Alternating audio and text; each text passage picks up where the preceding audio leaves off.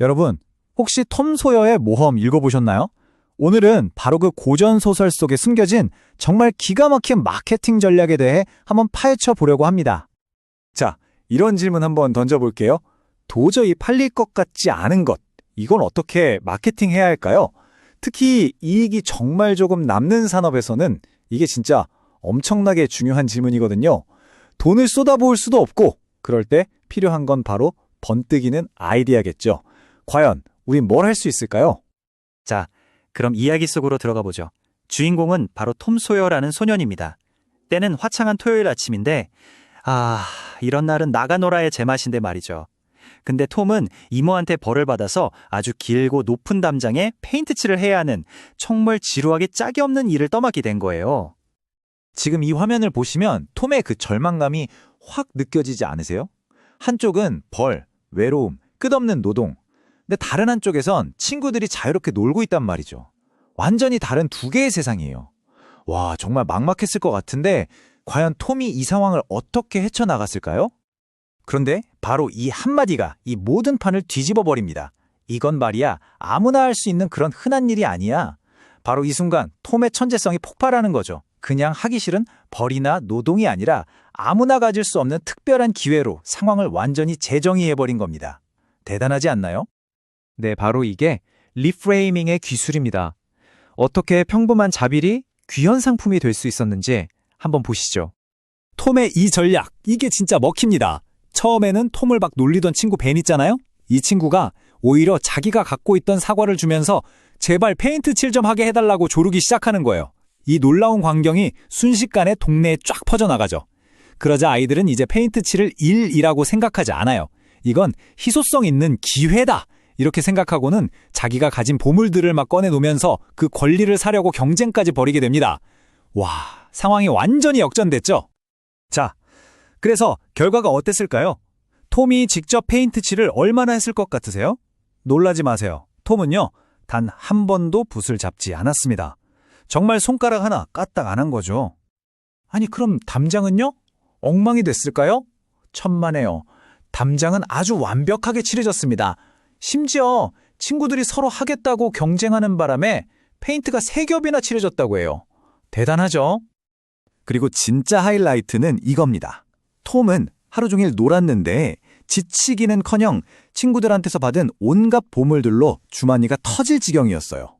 그야말로 부자가 돼서 하루를 마친 거죠. 자, 보세요. 이 이야기는 그냥 재미있는 동화가 아니에요. 여기엔 소여 마케팅 원칙이라고 부를 만한 심리학이 숨어 있습니다.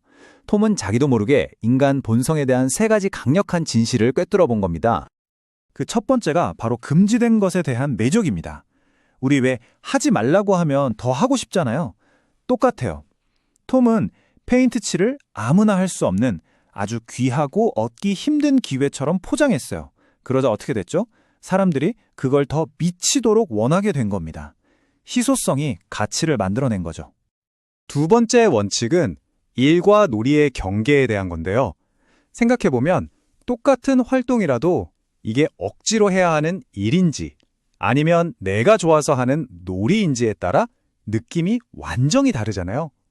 톰은 바로 그 지점을 파고든 거예요. 강제로 해야 하는 노동이라는 인식을 내가 선택해서 하는 즐거운 놀이로 바꾸는데 완벽하게 성공한 거죠. 그래서 가장 중요한 핵심이 바로 이겁니다. 욕망을 자극하는 것. 톰은 페인트 칠이라는 행위 그 자체를 판 게 아니에요. 그 행위를 하고 싶다는 욕망, 그 경험을 해보고 싶다는 마음을 판 거죠. 억지로 시키는 건 한계가 있어요. 하지만 스스로 원하게 만드는 것. 이게 바로 설득의 진짜 힘입니다. 자, 그럼 이 19세기 꼬마의 이야기가 오늘날 특히 아주 어려운 문제에 부딪힌 현대 비즈니스와 도대체 무슨 상관이 있을까요? 이제 나무 담장에서 식욕 산업으로 한번 넘어가 보겠습니다.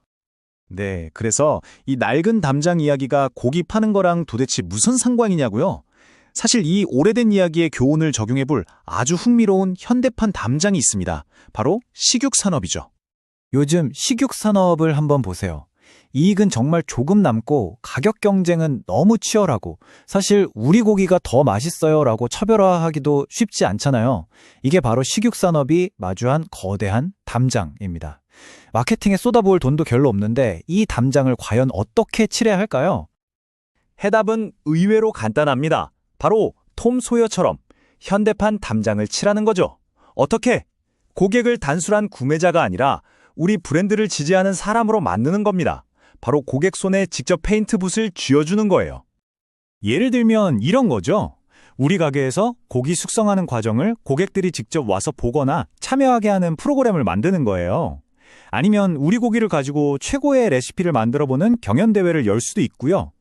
요즘 많이 하는 SNS 챌린지도 좋죠. 자신만의 특별한 요리 경험을 공유하도록 유도하는 겁니다. 이 모든 것의 공통점이 뭔지 아시겠어요? 바로 단순한 제품을 특별한 경험으로 바꿔준다는 겁니다. 이런 접근법이 왜 강력하냐면 바로 고객의 여정을 완전히 바꿔놓기 때문이에요. 처음에는 그냥 고기를 사는 수동적인 소비자였던 고객이 브랜드 활동에 직접 참여하게 되죠. 그러면서 이 고기를 먹는다는 게 그냥 식사가 아니라 일종의 문화적 경험이 되는 거예요. 미식 문화처럼요. 그렇게 되면 최종적으로 이 고객은 어떻게 될까요? 돈 받고 하는 것도 아닌데 자발적으로 우리 브랜드를 주변에 알리는 강력한 지지자, 즉 팬이 되는 겁니다. 자, 이제 거의 다 왔습니다. 마무리하면서 이 이야기에서 우리가 어떤 산업에 있든 꼭 기억해야 할 핵심 교훈들을 한번 정리해 보겠습니다. 여러분의 손에 쥔 붓은 무엇일까요? 첫째, 태도가 전부입니다. 똑같은 것도 어떻게 프레임을 짜느냐에 따라 그 가치는 하늘과 땅 차이가 될 수 있어요. 둘째, 자발적인 마케터를 만드세요. 고객이 직접 당신의 이야기를 퍼뜨리게 하는 것만큼 강력한 마케팅은 없습니다. 마지막으로 작은 경험의 힘을 믿으세요.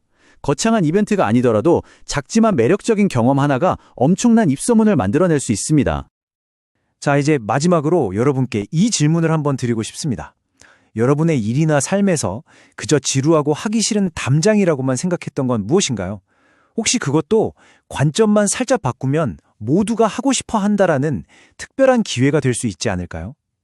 오늘 한번 곰곰이 생각해 보시는 건 어떨까요?